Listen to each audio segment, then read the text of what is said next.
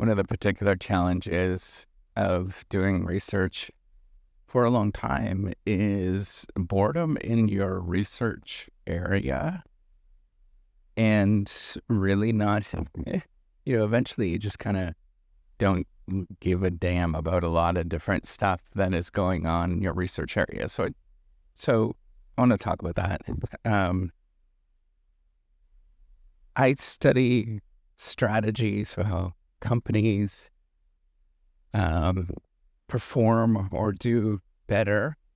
So imagine you're studying like human performance and you're looking at how to get people to run faster, but you're applying it to companies. And so there's lots of things that are particularly strategy oriented that are about companies that in other areas it doesn't really happen as much. I mean, it happens, but they're kind of crude analogies. Things like mergers and acquisitions, IPOs or initial public offerings, you going from a private market, so private ownership to public market, selling outside of your country. So that is like going international is what they're talking about, internationalization. There is things about leadership, for example. There's all these sort of things that I've studied and you kind of lose interest in them and you kind of get bored in that particular area. You do it for a little bit and then you get bored.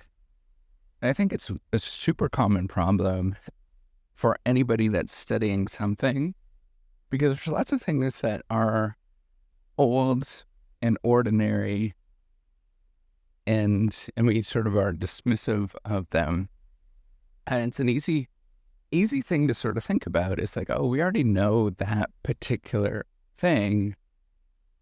And that is true. I think that there is a lot that we know a lot about companies that seem like old or trite. But in my experience,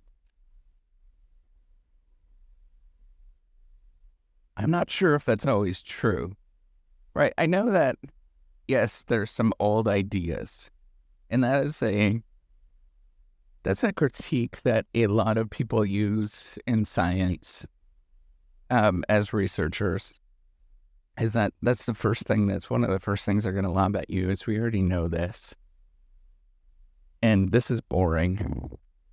That's essentially what they're saying. This is boring. We already know this. But what we really need to understand or make sense of is that there's a lot of richness and nuance that is going on that once you look at something, you begin to understand that it's really interesting. Let me give you an example. That industrial production, we know a fair bit about. So I was thinking about like plants, like manufacturing plants, and depending on how you look at it, you can take different lenses, and you say, well, that's how we know it. We could take an engineering lens, look at like the mechanics of things, the chemistry of things. We could look at how people operate in plants, and a lot of us will say, well, we already know this stuff. It's the same old thing. But I beg to differ, right? I think it's one of the things is like, that is somebody that is being intellectually lazy when they say that they're bored with something. And yes, there's lots of things that I don't hear about per se, but it doesn't mean that they're not interesting if you take a deep dive into them or you take a particular lens that is novel or different. For example, in the industrial production situation, we could say that, we know a lot about industrial production. You say you go into a plant, lots of people have looked at, plants in, say, Pittsburgh area. It's going to get noisy here for a second, so just bear with me. But yeah, you look at a manufacturing plant in the Pittsburgh area. Just let's take a quick pause.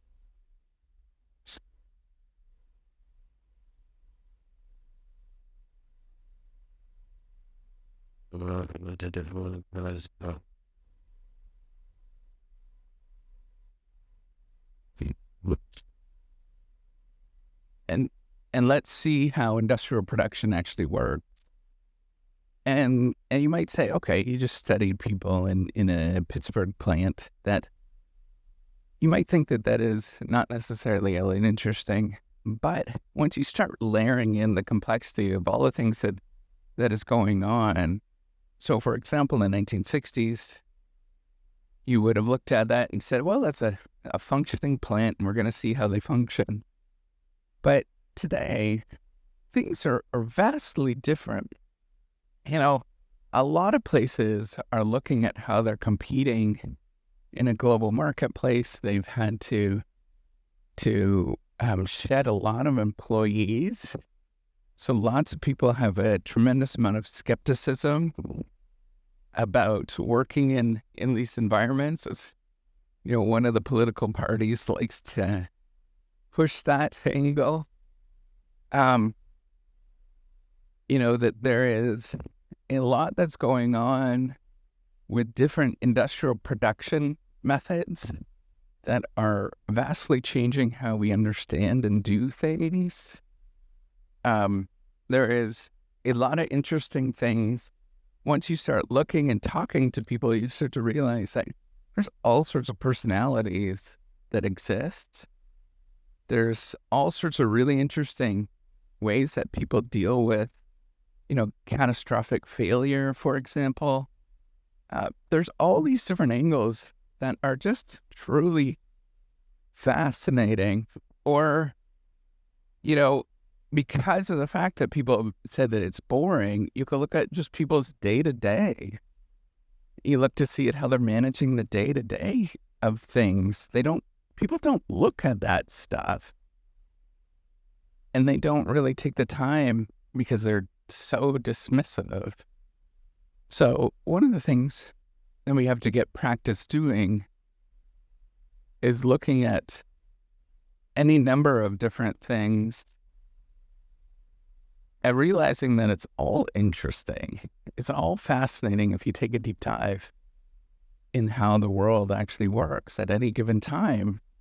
And what you'll notice is that it's constantly changing. I often talk about this sort of mud puddle analogy.